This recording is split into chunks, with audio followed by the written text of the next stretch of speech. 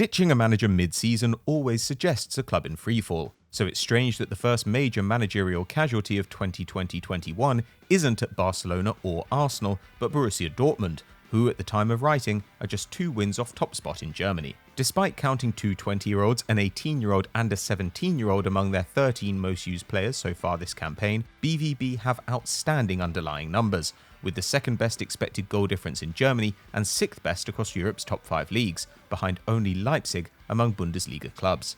However, 4 league losses in the opening 11 weeks of the season, and especially an embarrassing 5-1 defeat to newly promoted Stuttgart, saw Lucien Favre head out of the door, and assistant Edin Terzic given the job until the summer. So Dortmund's next permanent boss will inherit a talented squad with plenty of potential. But what do they need to reach the next level both domestically and in European play?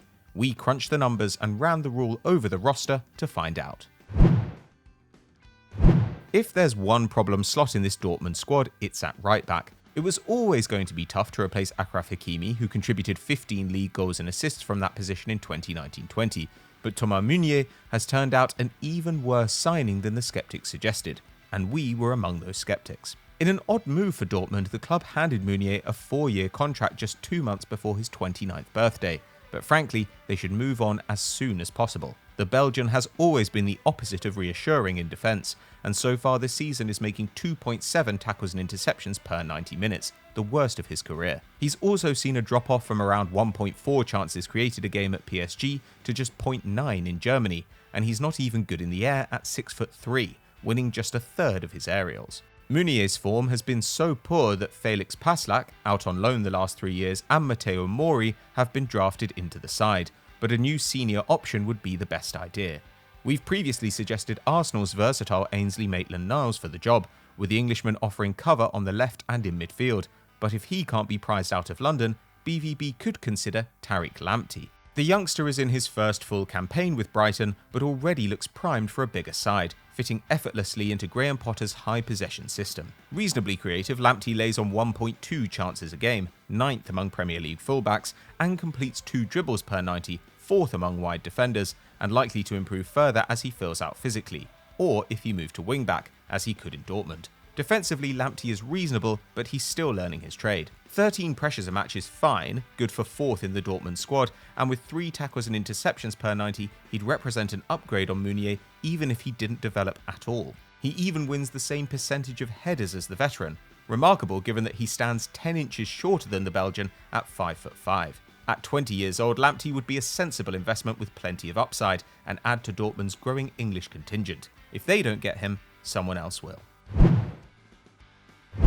Given how good Dortmund are, their midfield is surprisingly thin. Emre Can has played all bar one of his games this season in defence, leaving just Witsel, Bellingham, Delaney and De Hood in the centre of the park, with Julian Brandt occasionally stepping in too.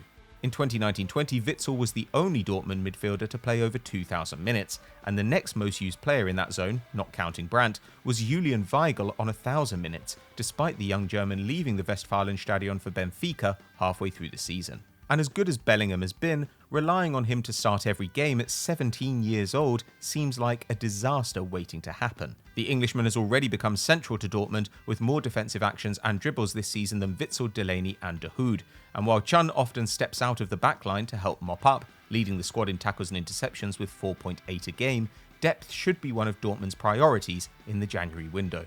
Progressive passing is the skill we're looking for here, with no midfielder at the club ranking among Dortmund's top 5 passers into the final third. A testament to the long passing of the defenders and importance of the fullbacks, but also an indication that the midfield simply isn't up to the task of building play. So a smart choice to add some dynamism in the middle could be Renato Sanches, formerly of rivals Bayern Munich. Sanches is currently at Lille, but the French club are in serious financial difficulties after the pandemic put the squeeze on them, and it's been reported that the Portuguese could be the first to leave. Still just 23, Sanches is fast, skillful and versatile, able to fill most midfield roles and even feature on the flank. And across Europe's top 5 leagues, only 3 players are passing into the final third more than his 11 times a game this season: Marco Verratti, Ilkay Gundogan and Jordan Henderson.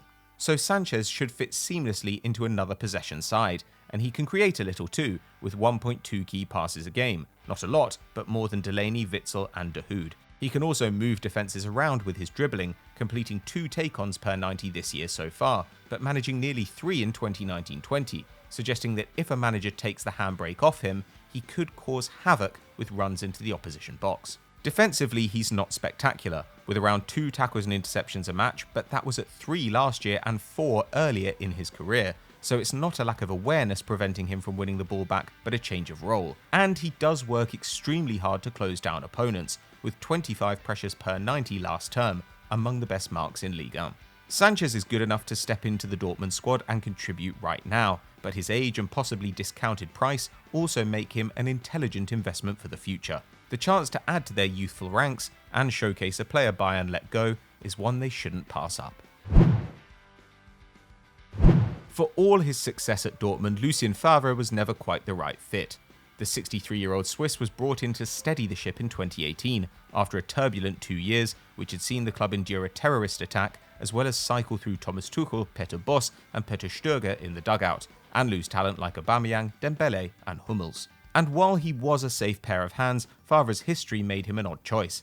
His last Gladbach side in 2014-15 had been a primarily defensive outfit which did just enough in attack, while at Nice he was unbelievably lucky to finish 3rd in his first season, the team netting 63 goals from 52 expected goals and conceding 36 from 51 xG, ending up with a plus 27 goal difference instead of the plus 1 they deserved. The next year they tumbled to 8th, their goal difference plus 1.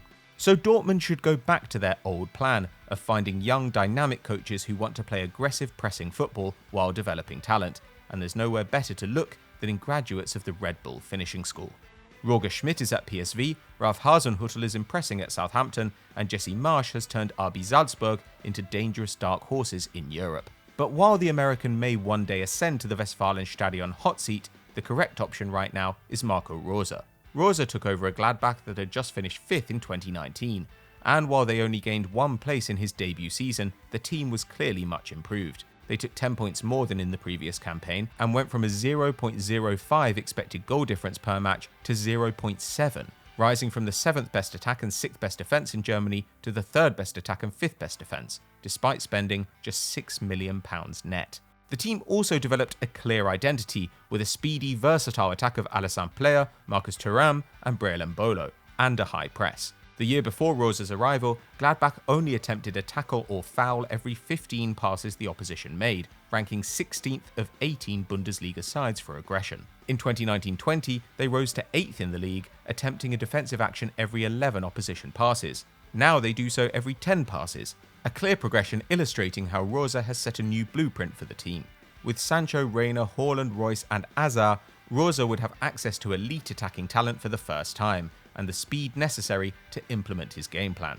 Accustomed to working with youngsters, having given Haaland and Dominik Szoboszlai their debuts in Salzburg, he would be able to shepherd the club's assets through the toughest years of their development and accept the need to make sales, while wringing maximum value out of Dortmund's fringe players. More importantly, he'd be a return to the Dortmund way, and with Bayern aging and a special crop of stars, who knows, he could even match the achievements of Jurgen Klopp.